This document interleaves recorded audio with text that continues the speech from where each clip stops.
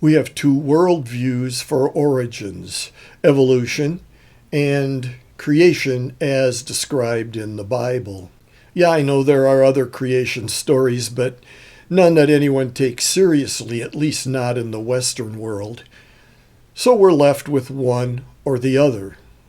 The battle on the creation side against evolution has been basically, it can't be that, and if it's not that, then it must be this.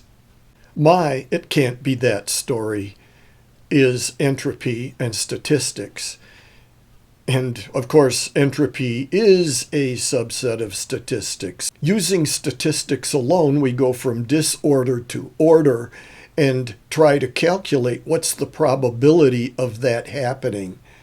That's a difficult thing to calculate, although there are scientists who have made attempts at it and come up with the conclusion that can't have happened. My "it can't be that, so it has to be this" focus has been entropy.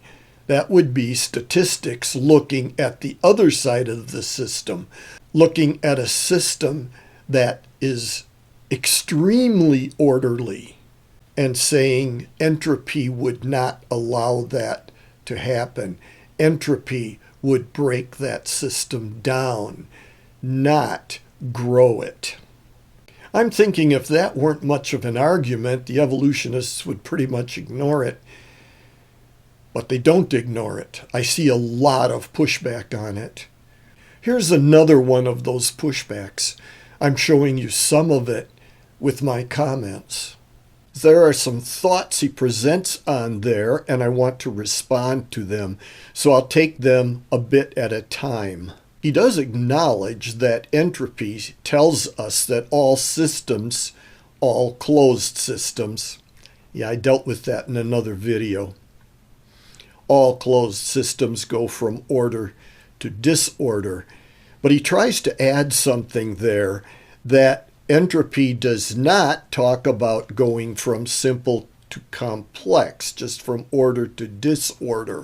One of the issues with really feeling through the implications of the second law of thermodynamics is that people tend to mix up simple versus complex and orderly versus disorderly. The truth is, these are two different axes, two different ways of thinking about something. The increase of entropy says that we go from orderly to disorderly, but it says nothing about simple versus complex. This is a new scientific question that we are facing right now. What is the journey from low entropy to high entropy like? And how is it affected by the laws of physics so that the actual path it takes leads to complex structures? If I'm hearing him right, he's suggesting that within the process of going from order to disorder, there could be a system going from simple to complex in an orderly fashion before the orderly complex system goes to disorder. Doing that would mean suspending entropy for part of the process, and you can't just suspend entropy in the middle and say entropy applies down at this end and it applies up at this end, but it doesn't apply in the middle somewhere. Organized to disorganized, simple to complex. What's the difference? We have with us today Dr. Barbie Longhorn Farnsworth. Dr. Farnsworth, someone has proposed this chart saying there is a difference between entropy and simple to complex. In our use of language, we find that simple to complex is not that much different than order to disorder or disorder to order. If you have a pile of sticks, let's say you throw out 5 or 6 sticks and there they are in a pile, you can throw out more sticks and they don't become more ordered or more complex. It's just a big pile of sticks. What would be your reply to that, Dr. Longhorn Farnsworth? Blah, blah, blah. Do you have no opinion? I believe we should live in harmony with all our neighbors, Uganda, Rwanda, Canada, California. You have an account on TikTok, don't you? And then he speaks of which came first, the genetic structure or the ability to consume energy and grow. And he said the scientists are in two camps on that.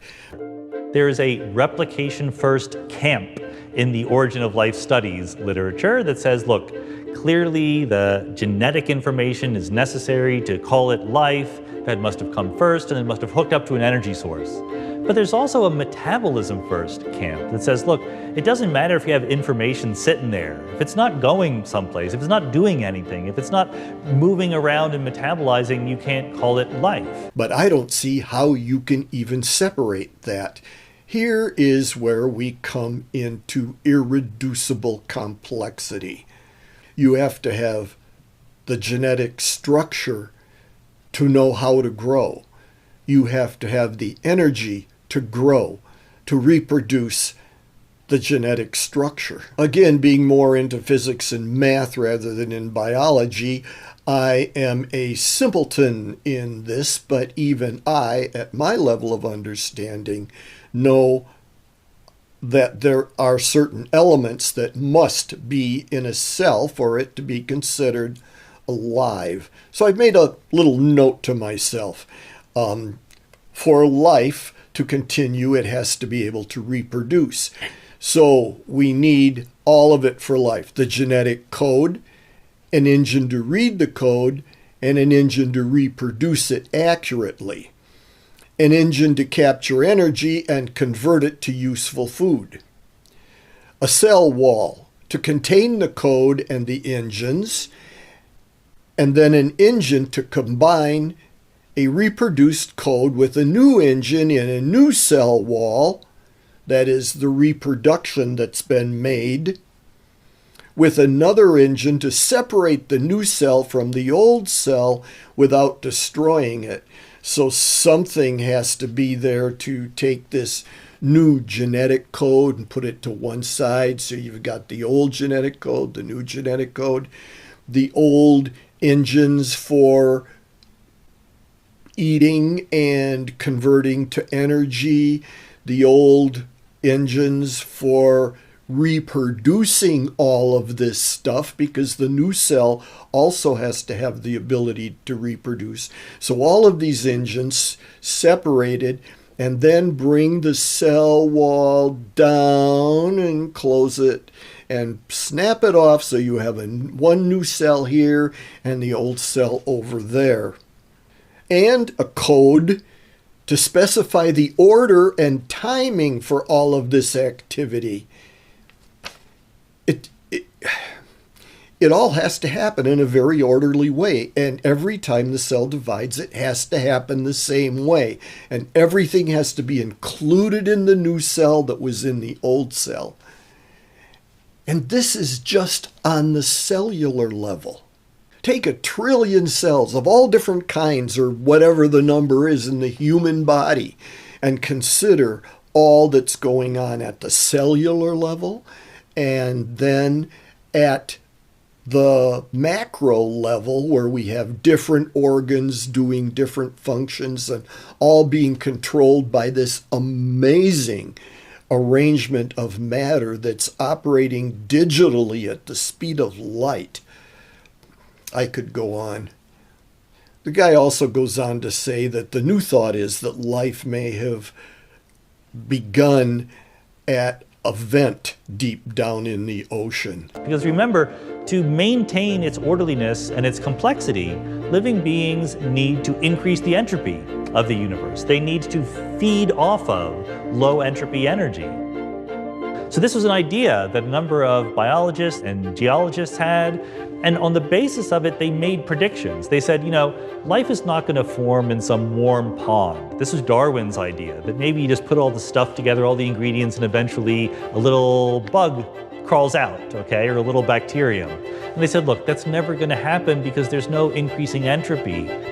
What you need is just the right biochemical, geological arrangement of things to have these long, sophisticated, complex reactions happen that can then be captured into the first living organism. And they thought about what kind of conditions would they be, and they thought that it might be a warm hydrothermal vent under the oceans, right, with certain chemical balances. And I'm a physicist, I don't know the details, and I shouldn't say anything. But the point is, these kinds of hydrothermal vents were not known at the time. They had not yet been discovered, but a prediction was made. These must exist in order for life to have come into existence. And after the prediction was made, we found them. Famously, the Lost City Formation at the bottom of the Atlantic Ocean was found by submersibles going down near the bottom of the ocean floor. They found exactly the kind of geochemical conditions that have been hypothesized as possible places where life could have formed. That's just kicking the problem down the street. And his last comment? The origin of life, I think, personally, is one of the most important unanswered scientific questions, but it's one that we're absolutely making progress on right now. I don't think so, Tim.